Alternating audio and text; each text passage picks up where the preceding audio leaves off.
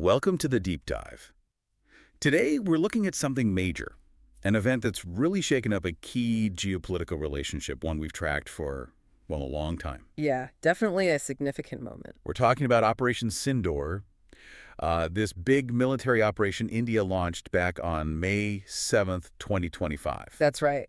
So our plan for this deep dive is to sort of walk through the sources together, try and pull out the key details, and help you get a clearer picture of what's actually going on here. We'll look at what kicked it off, how the operation itself went down, what India said they achieved, and, the bigger ripple effects in the region. Exactly. It's a complex situation, lots of layers. Okay, let's unpack this then, because it feels like this isn't just about military tactics, right? It seems like a pretty dramatic change in how India is approaching things. Absolutely. It's a fascinating example, really, of a country deciding to kind of redraw its strategic lines when facing ongoing threats. And the immediate spark, the thing that set it all off, was just awful.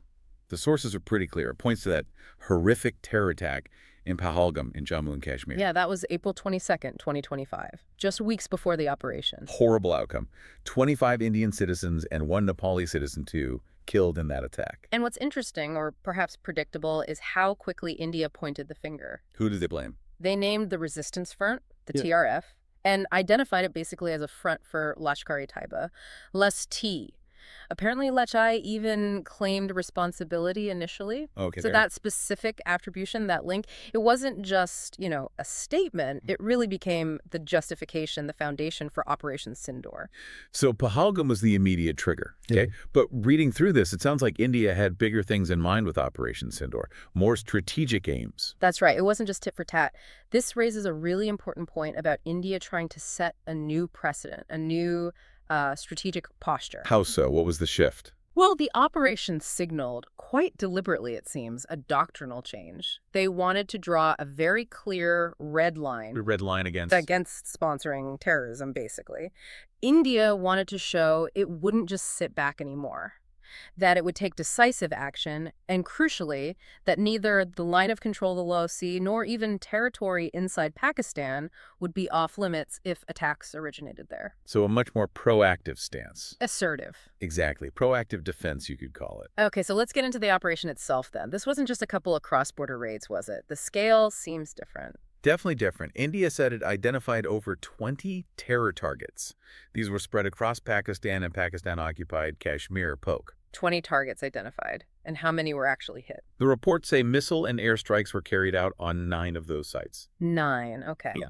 And India really seemed to emphasize how they did this, right? Something about precision. Yes, precision and restraint. That was the phrase they used.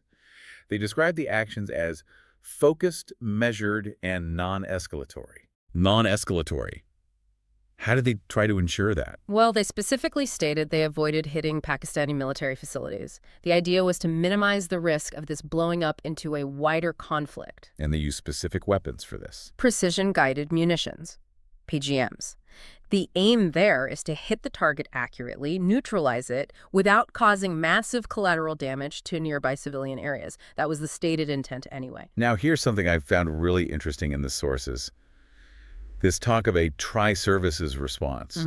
That sounds like a big deal. It wasn't just the Army or just the Air Force. No, not at all. And that's a key feature. It was genuinely coordinated. You had the Indian Army involved, likely securing areas or providing ground intelligence. Right. Then the Air Force, obviously crucial for delivering those precision strikes from the air, hitting targets accurately with minimal spillover. That's their role. Right. And then the Navy. They deployed a carrier battle group. The whole carrier battle group. Wow, what does that signal? It's a major show of force, maritime dominance.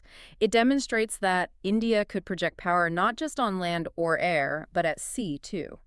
Multi-domain capability. So, Army, Air Force, Navy, anyone else? Yes, the Border Security Force, the BSF, they were reportedly active in stopping infiltration attempts across the international border, separate from the Law Sea. Okay, so a really joined-up effort. And you mentioned hitting targets inside Pakistan earlier. That feels like a step up, too. Absolutely. That synergy, that tri-service approach, enabled what India called deep strikes. Deep strikes meaning? Meaning, unlike some previous cross-border actions, which were closer to the Law Sea, Operation Sindoor reportedly hit targets much deeper inside Pakistan's territory, including into Pakistan's Punjab province. Wow, okay.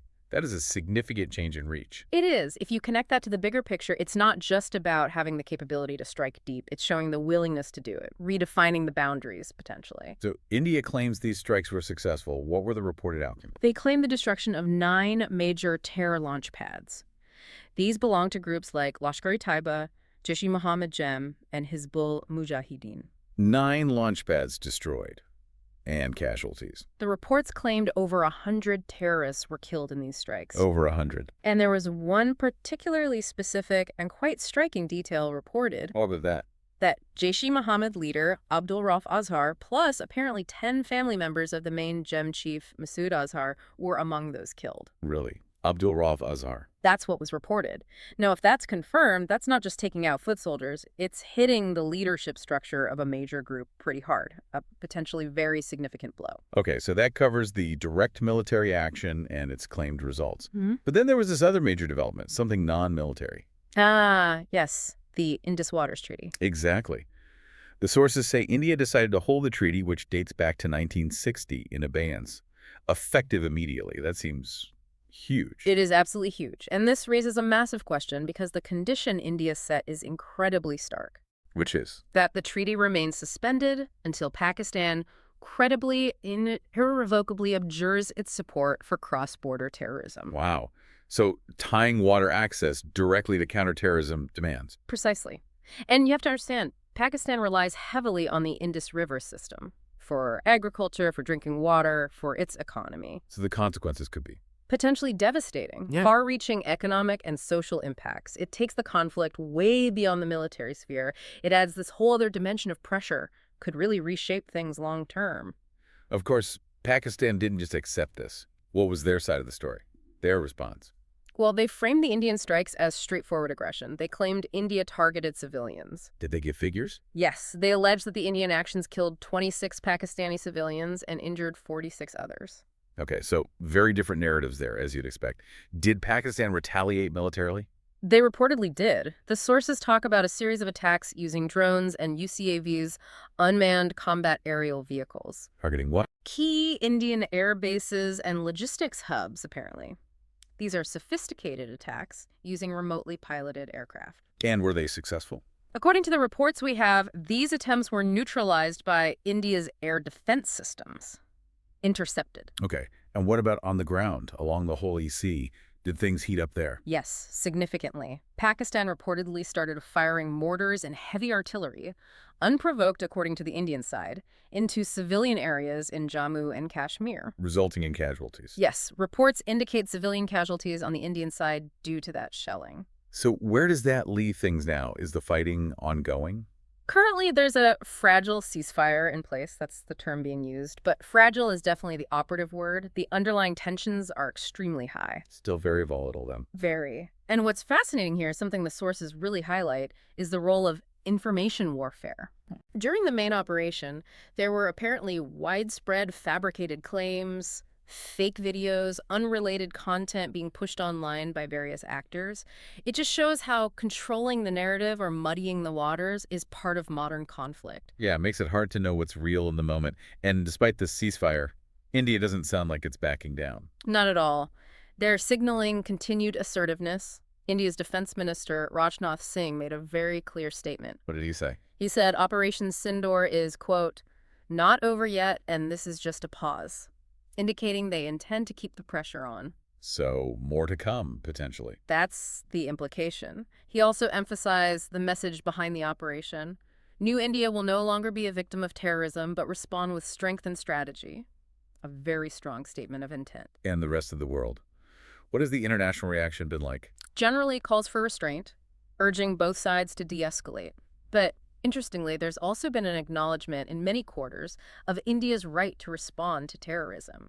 So a bit nuanced then, not outright condemnation. Exactly. It reflects the tricky nature of dealing with cross-border terrorism and the responses it provokes. Okay, so let's try and sum this up. Operation Sindoor, it really feels like a major, maybe even profound shift in how India is handling counterterrorism, specifically regarding Pakistan. I think that's fair to say. It showed a definite willingness to conduct targeted strikes using multiple military branches and, crucially, deep inside Pakistani territory, all framed as a direct response to terror attacks. Right. And even though the shooting has stopped for now with this fragile ceasefire. Exactly. The underlying issues haven't gone away. The tensions are still there. And India's clearly stated resolve to keep pressure on that terror infrastructure, well, it suggests things are still very much in flux, highly dynamic, potentially volatile. So that leaves us with a pretty big question, doesn't it? Thinking ahead. How might this new, more assertive Indian stance, especially bringing in things like suspending the Indus Waters Treaty, how might that change things? Not just regional security, but maybe even the sort of international rules or norms for responding to cross-border terror. That's the core question, isn't it? What are the long-term implications for the balance of power in South Asia, for future diplomacy between India and Pakistan, and yeah, maybe even for how other countries think about dealing with similar threats? It's definitely something to keep a very close eye on.